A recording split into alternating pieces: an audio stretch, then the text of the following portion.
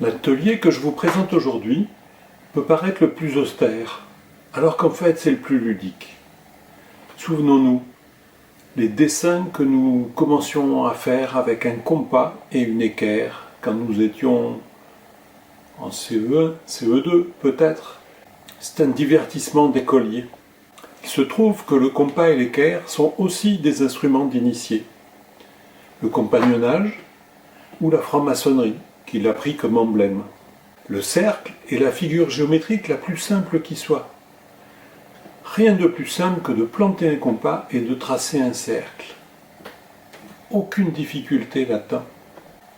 D'ailleurs, il est plus que probable que les premiers géomètres aient commencé par là, par le cercle, la figure de base, celle qui est essentielle, la plus simple.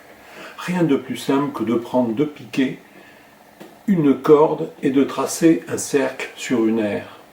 On a inventé le compas. Le compas, c'est quelque chose d'assez merveilleux. Symboliquement d'abord. On plante le compas, on prend une décision.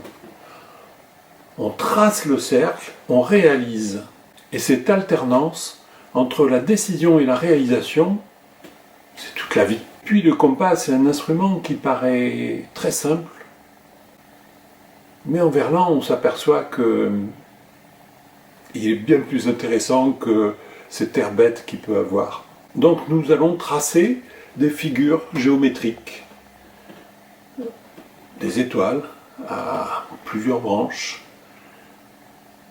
des rectangles avec des dimensions particulières. Et nous allons tester ce que ces figures géométriques font sur le lieu, sur la circulation des énergies sur le lieu, et aussi sur les habitants, évidemment. Nous allons aussi faire des tracés en vraie grandeur, avec une corde à 13 nœuds. La corde à 13 nœuds, c'est un instrument extraordinaire que tous les bâtisseurs connaissent, tous les bâtisseurs de la tradition. On prend une corde, on y fait 13 nœuds à intervalles réguliers, et avec ça, on peut tracer un angle droit, avec une fiabilité absolue. Nous allons utiliser cette corde à 13 nœuds avec deux espaces différents. Le premier, ce sera le mètre, tout simplement, la mesure universelle. Et puis nous essaierons aussi une corde à 13 nœuds à la mesure de la coudée royale égyptienne, qui est une mesure particulière. Et nous testerons pour voir s'il y a des différences dans la circulation des énergies du lieu. Les Égyptiens de l'Antiquité avaient un problème. Chaque année, les crues du Nil balayaient les limites des jardins. Il fallait les reconstituer.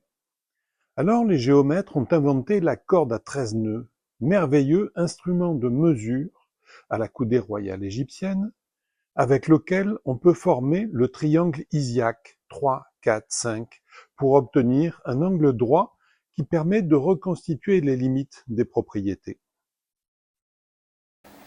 Voilà ce que nous allons faire, nous allons bien nous amuser.